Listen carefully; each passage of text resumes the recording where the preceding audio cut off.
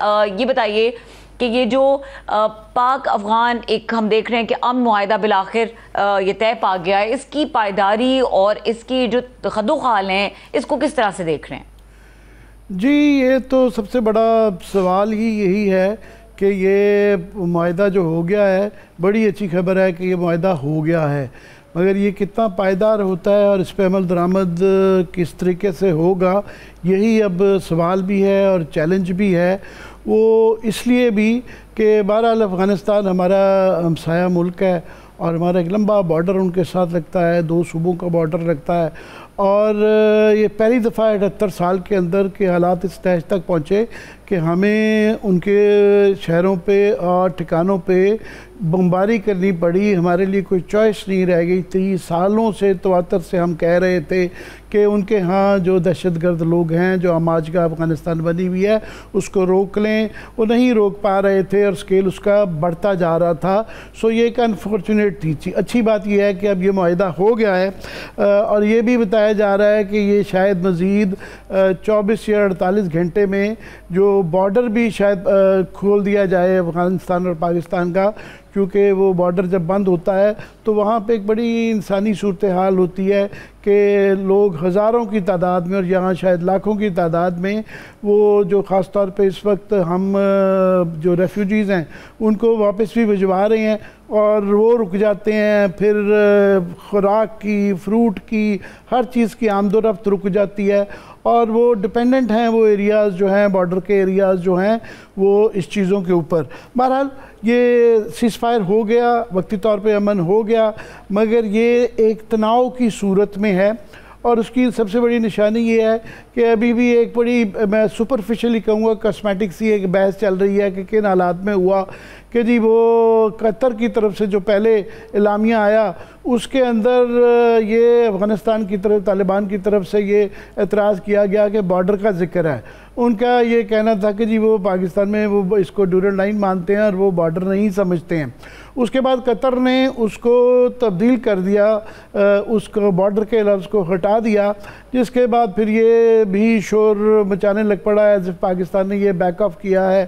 سعودی عربیہ کے مزے کی بات ہے کہ اعلامیہ کے اندر بارڈر کا ذکر ہے اور پاکستان فارن آفس نے، میں سمجھتا ہوں، بڑی عقل مندی سے اس کے اوپر خاموشی اختیار کی ہے۔ یہ میٹر اتنا نہیں کرتا مگر کرتا بھی ہے کیونکہ یہ ایک پاکستان کا ایک مسئلہ رہا ہے۔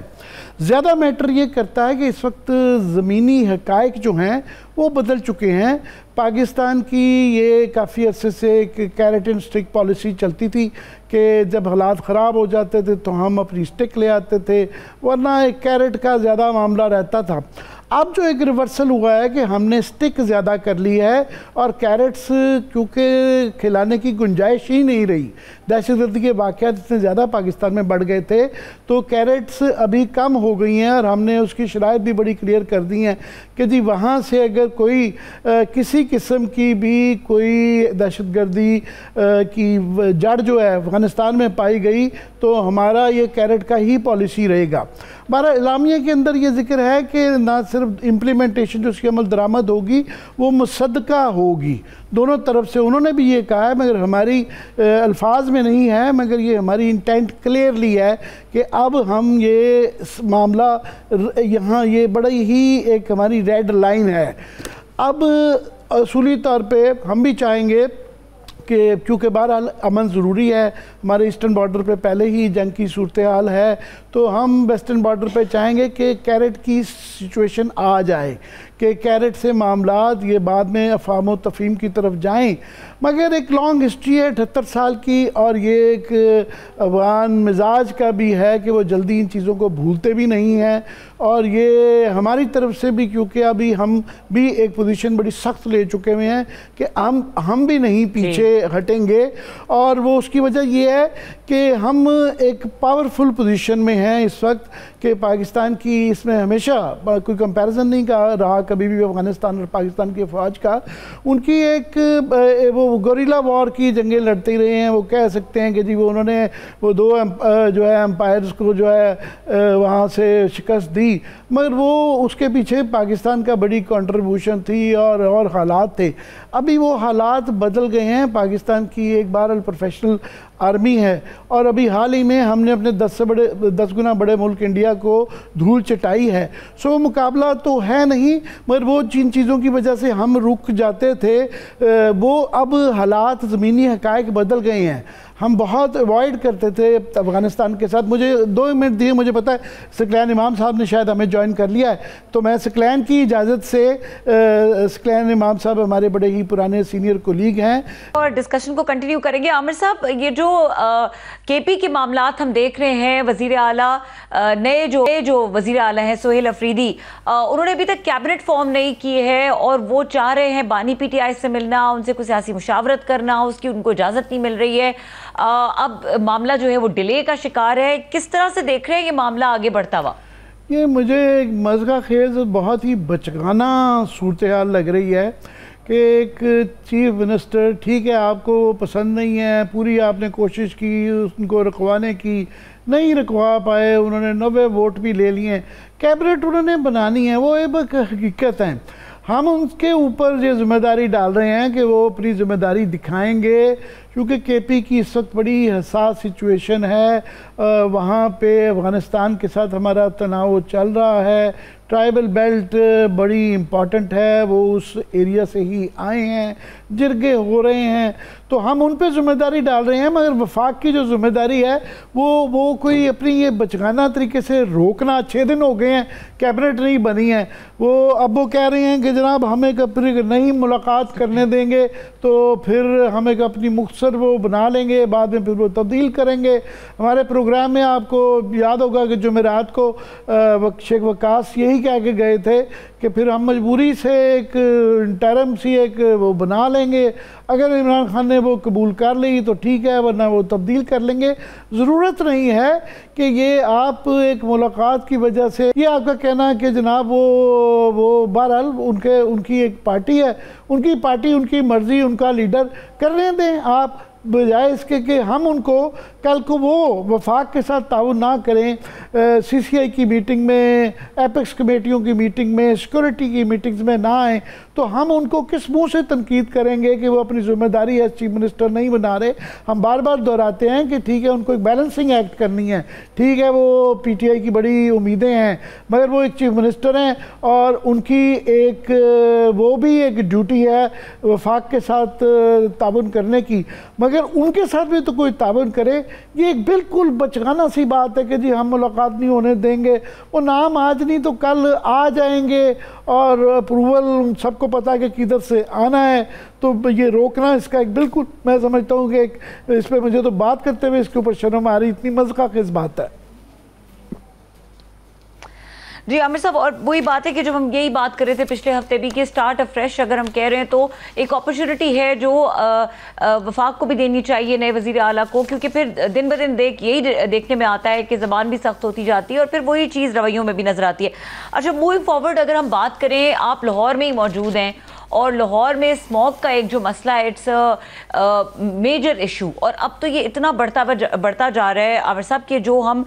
मुख्तलिफ जगहों के इंडेक्स देख रहे हैं वो तो बहुत ही अलार्मिंग है, जो एयर क्वालिटी इंडेक्स हैं। तो क्या हालात आपको नज़र आ रहे हैं स्मॉग के, और क्या नज़र आ रहा है हुकूमत की सीरियसनेस? मैं यहाँ से 30 साल पहले हिजरत कर गया था, 32 साल पहले जो है इस्लामाबाद, और मैं अपना शुक्र अदा कर रहा था कि मेरा फ़ैसला था या खुदा का फ़ैसला था कि मैं इस्लामाबाद चला गया। वहाँ भी बड़ी बातें हैं, मगर यहाँ आके पता चलता है कि इंसान चलो अपने लिए तो ठीक है, अपने बाल बच्चे ख़ानदान, उन बच्चों को और उन बूढ़ों को जो ज़्यादा वल्नरेबल है इस स्मॉग में, सूरत हाल जो यहाँ लाहौर के अंदर है, ये एक अपनी हकीकत है। ये इस्लामाबाद वाले समझ नहीं सकते जब तक यहाँ आके